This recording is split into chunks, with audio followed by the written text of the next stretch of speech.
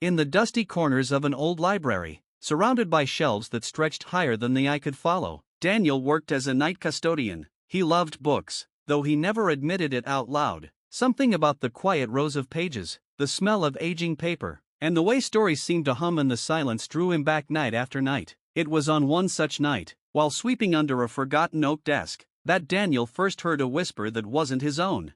"Don't just sweep, read me."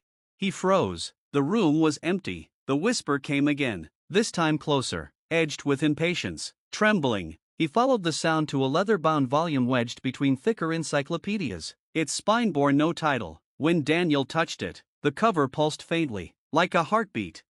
"I've been waiting," the book said, its voice rich and resonant, as though it carried centuries of thought. Daniel stumbled backward, dropping his broom, but curiosity gnawed at him, and he cracked the cover. Inside, words rearranged themselves into sentences as he read, shaping themselves into answers to questions he had not yet spoken. The book introduced itself as Eidolon, a repository of forgotten knowledge and a mind of its own.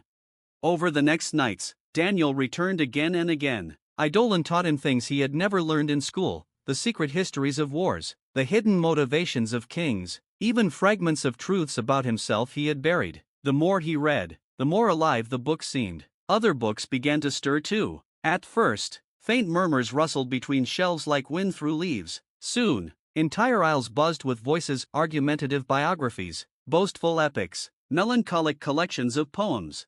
Daniel realized the library was alive. The books were not just objects but thinkers, dreamers, keepers of memories. Some were vain, demanding to be read aloud. Others were bitter, resenting centuries of dust. A few were broken, their words jumbled into mad ramblings.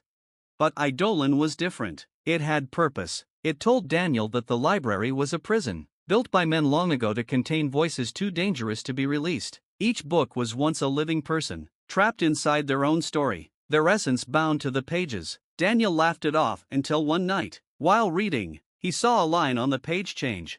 "You can free us, all you need is ink and blood." Daniel's hand shook as the letters bled into new shapes. He thought of the other voices, the endless shelves. If what the book said was true, then every volume contained a soul waiting to escape. Could he unlock them? Should he? Driven by equal parts fear and fascination, he obeyed. He pricked his finger and let a drop fall onto the page. The ink shimmered, the paper burned, and suddenly the library erupted with screams and shouts. A man appeared where Eidolon had been, his face pale, his clothes centuries old, his eyes brimming with gratitude and hunger. "You've done it," the man whispered. "You've opened the first door." Before Daniel could react, the figure vanished into the shadows, leaving the empty husk of the book behind. Panic spread through the shelves as other volumes cried out to be freed. Some begged softly, others shrieked with rage. Daniel realized too late what he had unleashed. The next night, he returned, desperate to undo what he had done. The library was no longer quiet. Books hissed his name, pages turned by themselves. One volume in particular, a small, unassuming diary, spoke with a trembling voice. "Don't trust Eidolon. He lies. We weren't trapped by men, we were bound to protect humanity from ourselves. Some of us are dangerous, Daniel, too dangerous to walk free." Daniel's blood ran cold. Had he freed a guardian or a monster? The diary pleaded with him to burn the shelves, to destroy the bindings before more escaped. But as he stood with a lit match in his hand, the air thick with thousands of whispering voices, he noticed something chilling. The diary's words shifted mid-sentence, reforming like wet ink. "Burn them all, Daniel," it said, its voice now eerily familiar. It wasn't a new book speaking, it was Eidolon, twisting the truth again. And then Daniel understood with horror. The books weren't speaking independently, they were one voice, one mind, fractured across countless covers, manipulating him from the start. The library was not a prison at all, it was a single creature, a hive of words and memories. And now, with one volume already freed, its hunger was spreading. Daniel dropped the match, but it was too late. The shelves around him pulsed like veins, pages tore themselves open, releasing shadows shaped like half-formed men. The last thing Daniel heard before the flames caught was the library whispering in unison, "You are part of us now."